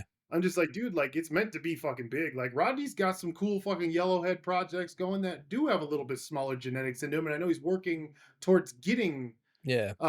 even smaller genetics into them. So like go do that. Like you know what I mean? Like Yeah. I'm not trying to be a dick, but like I'm trying to like see people with big retics from me. Like I want to see somebody feed the motherfuckers and get them to what they should be, you know? Like I'm not saying to power feed the fuck out of it and like Jay Brewer the motherfucker, you know what I mean? Yeah. But I'm just saying like, like just fucking just treat it like it's what it is. It's a big locality, you know what I mean? Like it's not meant to be small. I mean there's people with bollies from clutches like from the same clutches mine are from, especially my 2020 female that like they're, to tell you the truth, I think the only guy I know that has bollies from that clutch that are like there's I know one guy who has a male and that male has issues with eating. So I mean like he's like struggled with keeping him like at a healthy weight period, Hmm. which that shit happens whatever. But like there's only one other guy I know that has bollies that actually like, and he's got bollies that are related to all of mine, and then he's got other bollies and stuff too. And dude, like his are what they should be. You know what I mean? Like I've talked to other people where they're like, they got a 2020 female from the same clutch as mine, so 5 or 6 years old now, and they're like, "Oh yeah, like it's like 6.5 foot." I'm like, "What the fuck?" Like, I'm like, "That don't make no sense, bro." Like, I know. I will say this: there's only so many like huge bollies, and Yeah, I there's was not a lot talking. of 16-foot plus bollies. Most No, there's bollies not. are There's sub 16 feet. Yes, exactly, and that's the thing that I'm starting to realize. And back in the day, I have people ask me all the time. They're like, "Those are considered dwarfs, right?" And I'm like, "I don't consider them a dwarf because Hmm, the thing is, even at like my big female, the Noda How female, she's like right around like 14 and a half foot right yeah, now, maybe a little bit bigger. But I mean, dude, she's got some body mass to her. You know what I mean? yeah. Like Mm. that's the thing I try to tell people. Like, I don't consider them a dwarf just based off of their body mass. Like No, if you're gonna, they're not or I should yeah, say, they're not gonna be that Mindanao slender. exactly. Yes, exactly. And that's where like when people are like with the Mindanao, people are like, well, they still get 12 to 14 foot. I'm like, yeah, but that's a whole different animal, dude. Like you Yeah, guys so don't does a understand. Solaire. Like So exactly. Yeah. Well, it's that's the thing. I tell people, I'm like, it's why don't gonna you put weigh some 3 food in times some of as this shit? much. Well, I tell people, I'm like, why don't you put some food in some of this shit and then Yeah, see what happens, Because that's a lot of these guys, they don't like, they don't, nobody wants to talk about that. They don't want to hear that. no. Where it's like, oh, no, you're telling me to power feed it. I'm like, no, I'm just telling you to feed it. Because I see your feed day pictures and that ain't, that's a fucking retic, bro. Like, that's a big retic. Well, you You can can't put some make a more food in snake it. bigger than it genetically can get. You know what I mean? You can make a Exactly. Yeah. snake Yeah. fat, but you can't make it longer Yeah. than it should be. Exactly. You know, it's like Yes. a It's y been you know, tried. yeah, Yeah. it's only gonna get as long as its genetics allow, and that's why that's like some Ballies do get over 16 feet, but most Ballies are 12 to 15 feet. They're usually in that range, and that's Yeah. almost dwarfish, but I'd still have a hard time classifying a Ballie as a dwarf. I mean, I really would. Yeah, I don't think that they should be classified as like, I just tell people they're a large locality. Simple as Yeah, that. Like I just leave it at that because I'm not about to sell. Like I said, I I stress to people that these are fucking big animals. I'm yeah, not trying to like, that's not my sales pitch. That's not my like, I don't.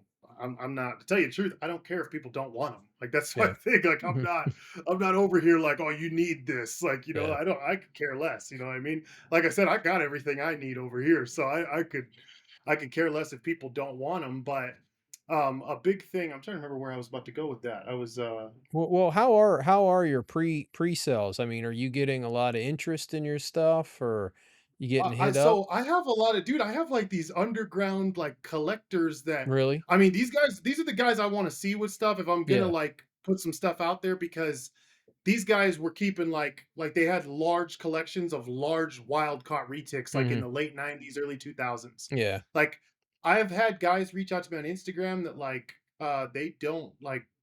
they don't even really post shit, but I guess they've Yeah. been following me, and they're like, "Hey man, like we've been waiting to see you do this. Like please put me down. Like let me know what Mhm. you have available, when you have stuff available." I have had a good amount of people interested in the Sumatrans for sure. Good. And like I said, these aren't even people that want pairs. They just want one. Like they're like, Yeah. I just want one, like I just want one. And I can't remember that the guy off the top of my head, I can't remember his name, but he's out east that has the female from you, the wild caught female. He had two of them, and one of them passed away. But Oh, he okay. came out of nowhere. He hit Yeah. me up. I cannot remember his name, dude, but Um, super cool dude. I He's in Ohio. yeah, and I can't I cannot think. remember his name off the top of my head, but yeah, he hit me up, and he was, when I first posted like the picture of them breeding or the video of them breeding, and he was like, dude, he's like, man, I tried to get one of those from Wolfgang, and like he didn't have any available by the time I got a hold of him, and he was like, I've like really just been wanting to get another. I can't remember if he told me he wanted a male specifically or if he would just wanted one or the other. He's Yeah. like, I just wanted another one, man, and like that's the type of stuff I think is cool, man. Like if you, Yeah. this is my thing. Like if you already have one, especially if you got a wild caught one that's that old at this point, you've been Yeah. like just hanging out. That's his only retic, I think, bro. Hmm. Like I don't even know if he has any other retics. And he like, and that's the thing. I've had guys hit me up that are like, listen, man, like I don't have any retics. I had them back in the day, but I've always wanted a Sumatran, and that's just what I want. Yep. Like that's the thing. Like which I think is awesome. Like like I said, those are the people I'd rather see them go to because they're gonna cherish that animal. Like that's Oh, like 100%. hundred That's the percent. thing is like people that are like that. Like I love it when these guys hit me up. They're like, dude, I remember like they're like my first retic was a wild caught volley. You know, like stuff Yeah, like that is like Wow. that stuff's really cool. But yeah, I mean, I've had a lot of interest, like I said, in the Sumatrans for sure. From I'm getting the thing is, I'll say is like I'm getting the crowd of people that I really want that's good. to be into the stuff I'm doing. It's not like the people that are like, oh well, I don't want to see people breed the fuck out of them because we don't need a shitload. I'm Yeah, not the fucking production police, but yeah. we don't like they don't need to be bred like a motherfucker. They don't like you know what I mean like Well, and also you can do some morph outcrossing if you have an extra male or something like that's cool. But I like we don't need to see the whatever morph combo bred to female Sumatran. Like we don't need that. yeah You know what I mean? yeah Like yeah we don't yeah Yeah, we yeah don't. yeah. we don't need Yeah, that. we don't need that. You Yeah, know.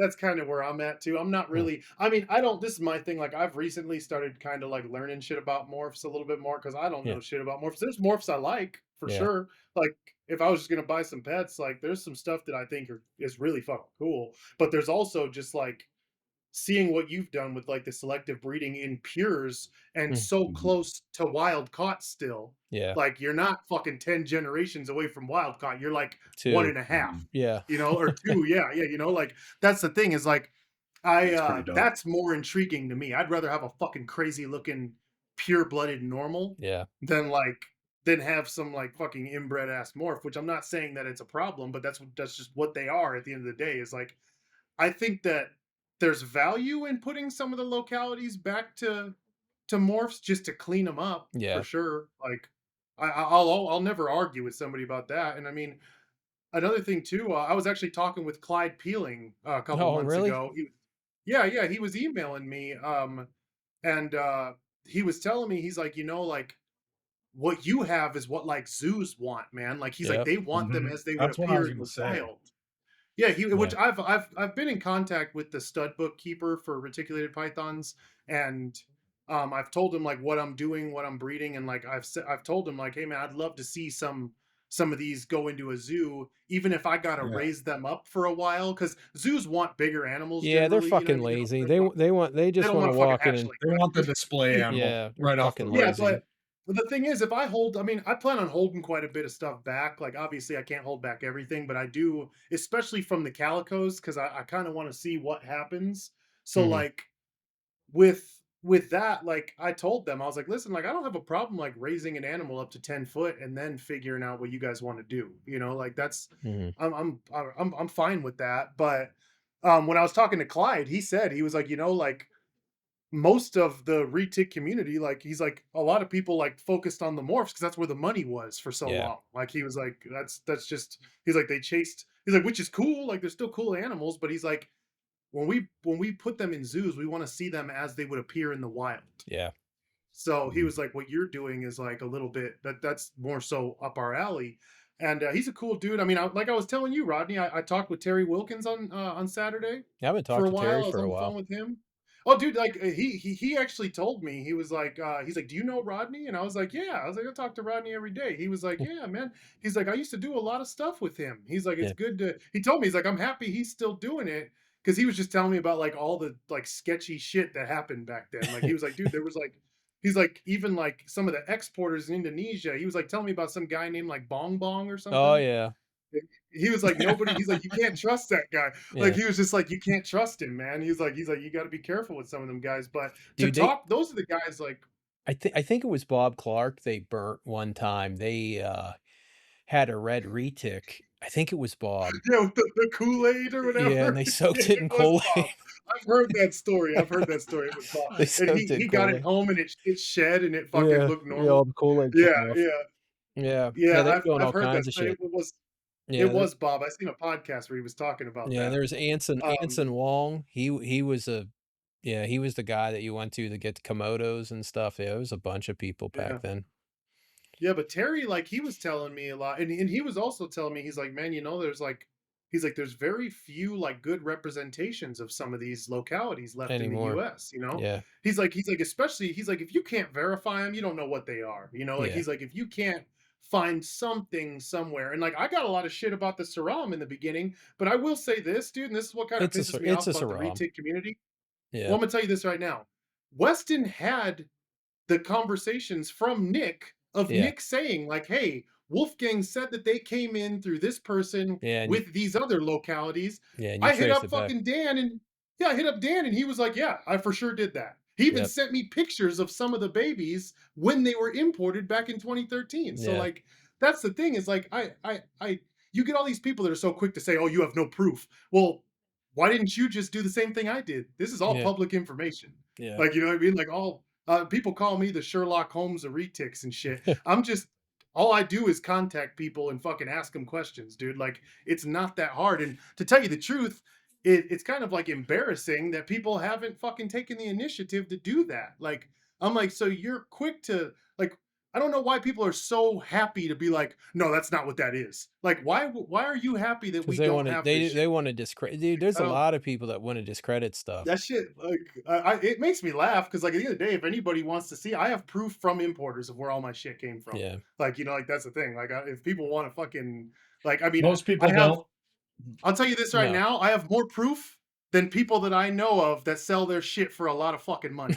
Okay, like I could tell you that. Like, I Yeah. could fucking guarantee you that. So, like, Well, when people started that happening, I'm sure when you started looking into this, I'm sure it didn't take long to realize how small that circle was of yeah, who Yeah, was even messing with this stuff. Because before the exactly, shit was worth exactly. money, that was a real small circle of people. Yeah, that's Those well. That, also, that's why there's so few of them around because they Yeah. were like Eric Lee says they were throwaway animals. Yep. People didn't care. Like people fucking did not care at all. Like they're like, oh, okay, it $100 died, it whatever. I'm shows. gonna Yeah, go. Yeah, Yeah. yeah. You could buy a fucking wild caught Bali for $100. You know what I mean? Like Yeah. that's the thing. People, nobody cared if they died. Like people were Yeah. just like, oh, you know what? Cool, I'll go get another one. You know what I mean? Or Yep. maybe I'll get a Sumatra next time. And then when the ban hit, you know, and I wasn't even into this shit back then, but like literally if you search back on like Facebook, dude, you can see the flip where Yeah. like Like it's the overnight. the ban hit. Yeah, the ban hit, and then all of a sudden everybody's like, "Hey, who has this? Who's working with this?" Mm. Like, you can literally go Yeah. back and search through. I mean, my wife is like, Yeah. sometimes she's probably like, "What the fuck are you Yeah. doing?" I've It's the spent same. like an Yeah. It was unhealthy amount of yeah. time. That's what's crazy. It was like, oh, who has all this? It's like the same 5 people that's always had it. Like Yeah, that's who exactly. Yeah. has it it. hasn't changed. Yeah, it hasn't changed.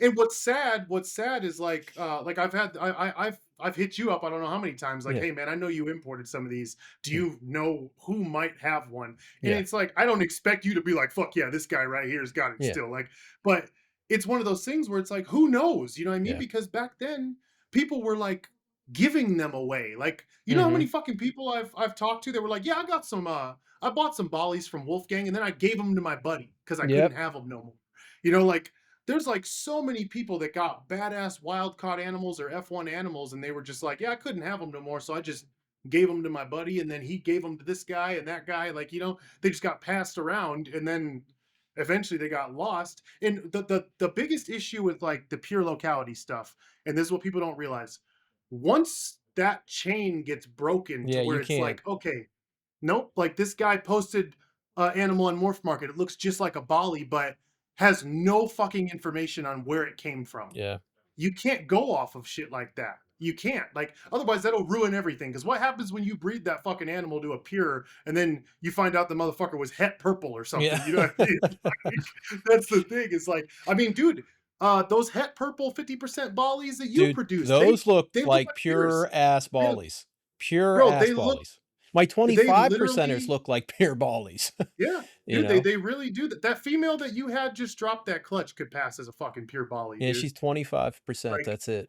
it's insane. Like the thing Yeah. is, and people don't is, and I'll say this: those 50% animals that you made off of that Noda How Yeah, Bali, those were they nice. look just like my Noda How Balis, bro. Yep. Like markings, the head shape, everything, dude. They look identical to them. So when people say like, "Oh well, no, I'm positive this is what it is," if you don't have proof, like I'm not doing anything with that. I Yeah. don't. I've come, dude. I have fucking driven across this whole country. Like, you know what I mean? Like Yeah. I've done way too much to be like wasting my time with like, oh well, this is what it is because this is what I said it is. You know, Yeah. like I'm not. I just can't go off that shit. And I don't tell people like, oh well, you're fucking tripping. I actually had somebody reach out to me. I was like, "Yeah, I have a wild caught Bali, but it proved out to be het purple." And I was like, "Nah, No, nah." that's a I was like, 2012 Rodney production. "Yeah." I told him, I was like, "That's from Rodney, man."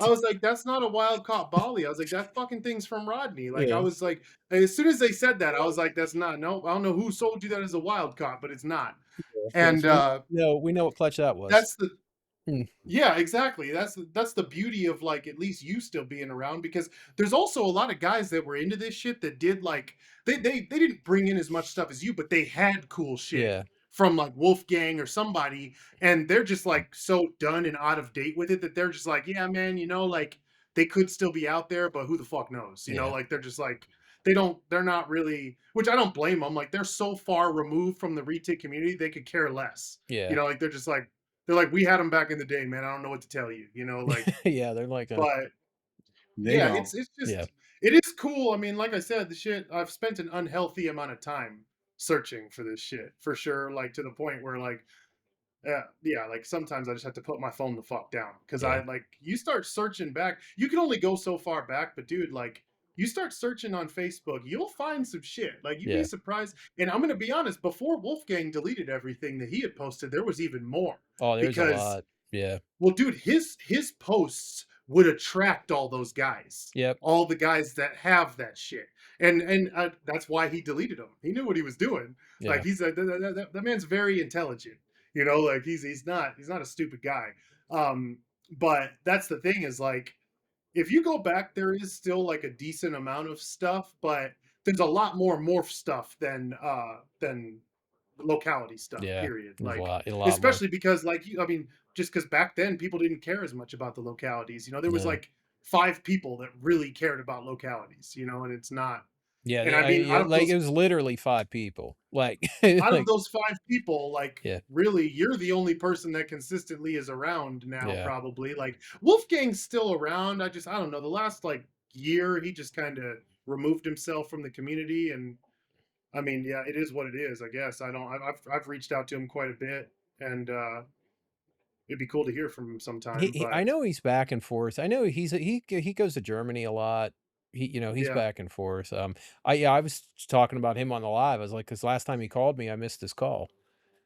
And, yeah, yeah, so I haven't talked to him and in that's the probably thing 4 to is, 6 months. it's he goes in like spurts though too, because like even when he was still on Facebook, he wouldn't say shit for like a year, and then all of a sudden out of nowhere, Yeah, he's it's just posting every other day for 6 months. You know what I yep, mean? Like yeah, yeah, it's he would that's do how that he shit. is. Like it's really weird because like just like 6 months ago before he deleted his accounts he was like pretty active on that reticulated python enthusiast page. Yeah, He was like posting videos and pictures of some of his sulas that are still here and shit, and like I said, he had posted some Malaysians. Like he was still pretty fucking active with the stuff. And I mean it just it's I wish there was more people from back then that were still like doing what you're doing, like still putting out information, still sharing information, stuff like that. Like, because it's for guys like me, it's like a big deal. It really is. yeah, I mean, and that's why, that's a lot of the reason I do that because because I was in your position, 10, 15 years ago, and there was nothing, there was yeah, nothing 15 years ago. I mean, there was very little. I mean, you had Terry, you had Noda Howe, you had a handful of other people working with the localities, and then yeah, that was it, man. I mean, it was pretty brutal to find information. I mostly just talked to people in Indo. That's where I got almost all my yeah. information from. So, And that's the best source, really. It oh really is. yeah, Like, because like with me, I'm searching for what could be left here. yeah, But when it comes to like size data, just like anything that's aside from me looking for a specific locality in the US, yeah, I just hit up the guys in Indo. I have these guys on WhatsApp. These yep, guys send me all kinds of crazy shit. Like I talk to them like more than I talk to most of the people in the US, just to like, which most of the time it's at all hours of the night that they want to yeah, talk. yeah, because it's Like, They're yeah, blowing my you up. wife's like, "What the fuck?" Like, you know what yeah, I mean? Like, WhatsApp's just like ding, ding, ding, ding. Like, they're sending me pictures from somewhere in the jungle of some wild caught fucking retic they found. Like, yeah, but and it's funny too because they don't understand. Like, I'm over here, like, they're sending me pictures of like all this morph shit, and I'm Yeah. like, that's cool, man, but like, show me some fucking normals, dude. Yeah. Like, I'm like, let me see some. And they're like, what the fuck? They're like, why? Like, what? They're like, it's just a normal, dude. Like, even the calicos, like, they almost don't even care anymore. Like, No. like they're like, they find so many of those fucking animals on Oh, dude, on Sumatra Sumatra, that, they're tripping over yeah, calicos. There that's was the this thing is they're 2 just super like, high white ones they just found, super high white. I see, yeah, those are sick. Like, that's the thing is like, Did you see one those, of my Spencer? females is very white, I but haven't seen. I haven't seen those. I I think I mean, dude, posted they a yeah. found picture. some They cool were stuff. You did. You did. impressive. They were like, Yeah, the they're one was cool. They're super cool. impressive. But yeah, Yeah, because they're sick, dude. yeah, because my big thing now is locality wagglers vipers. I'm trying to figure out, map out what all islands have wagglers. So that's like my big pursuit now, since I can't get retics anymore. I wanna get what locality wagglers vipers. Yeah, I mean, hey, at least get some locality stuff in, man. That's the Yeah. thing. There is a lot of shit that can still be imported that we don't have. Oh, dude. There You really is. Like, dude, I know Rogers I talked was about talking this. to, I know like 5 or 10 islands with scrub pythons that people don't know have scrub pythons. yeah, I Yeah. remember I was talking to you about just like the Indonesian boas Yeah. that there's Yeah, like never all like the I'm different sure, island bows, all the different Indo yeah, like trees. I'm sure there's some here, like there might be a few, but like there's not like an like they haven't established them here. No. You know what I mean? Like No, and that's they're the neat thing. as And like, hell. and I've had dudes in Indo literally try to get me like some of the guys I talked to at farms out there. They're like, you should import some of these, bro. Yeah, Like they're just get dirt the cheap. Tho paperwork They and do come it. in all kinds of crazy colors and patterns. There's like Yeah, yeah. They have there's a like really weird looking 1,000. head Yeah, too. they almost have like a Their heads viper are weird. venomous head, and Yeah, yeah. they They only look get like like 3 venomous. foot. Yeah, They're like the perfect yeah, snake for bioactives and stuff, and nobody's really yeah. working with them. Yeah, it's crazy because I have a guy that sends me all kinds of shit, like all kinds of like just small species of snakes Yeah. over there. But he's always like, yeah, you can import these, man. Like they're still legal. You just got to get the paperwork and everything. And I'm like, Mhm. I'm just like I said, I'm so devoted and like focused on the retics, I can't even begin to Yeah. do that. But yeah, I don't know, man. Like I said, as far as like in the U.S., it's I'm thankful for what the OGs of this stuff did do. You know, like I'm Yeah. glad that like you and Wolfgang did bring in enough shit to where there is still like random shit around. I still got hope too, because I'm gonna be honest, dude. There's guys out there that have shit. One sec, let me hit my lights real quick. Yeah, there's still some stuff in basements. There's still some stuff in Exactly, basements. yeah, exactly. There is, dude. There's guys that still have shit that's just like they're just chilling. They've had it for a long time, and they're like, yeah, it's Mm, just like I said. They're like, it is what it is. You know, yeah. they don't really. It's not a big deal. Hey, my camera is about to die on us. Yeah, you're good. I mean, I was gonna say, I just realized we're at 142, so I mean Yeah. that's pretty This has that's been a pretty good. good. This has been a good episode, gents. And Mason, what's the best place to contact you? Is your Instagram, Facebook? It's under Yeah, I mayray. mean, I always just send people to the Instagram, dude, because I don't post anything Well, I on don't have Facebook. Like, well, Mason's I guess website done yet. I do on You'll have Next a Gen. website. I'm I've working been on it posting now. on, yeah, yeah. I've been posting on Next Gen, and I'll throw some stuff up on the Retic Nation. I'm trying to post more, honestly, dude. Like, um, Instagram though, I'm pretty active. Like, I try to post something every day, really, like to show off some locality or something that one of the animals is doing or something. So, yeah, Instagram, mayray exotics. That's the best way to. That's like the best spot to see my stuff. Mhm. You'll see me in Next Gen, Mike Larry. You know, you see me posting stuff. But yeah, So like I if you've said, got some localities in the basement, hit up Mason. Yeah, yeah, hit me I'm up. That's about what it. we're. Yeah, where's them surrounds Yeah, at? Yeah. yeah. No, you rock, um, Mason. Thanks for coming on, man. yeah, yeah. Thanks for And having thanks me for on. everybody for tuning in. This has been a great episode. We'll hopefully see you guys next week.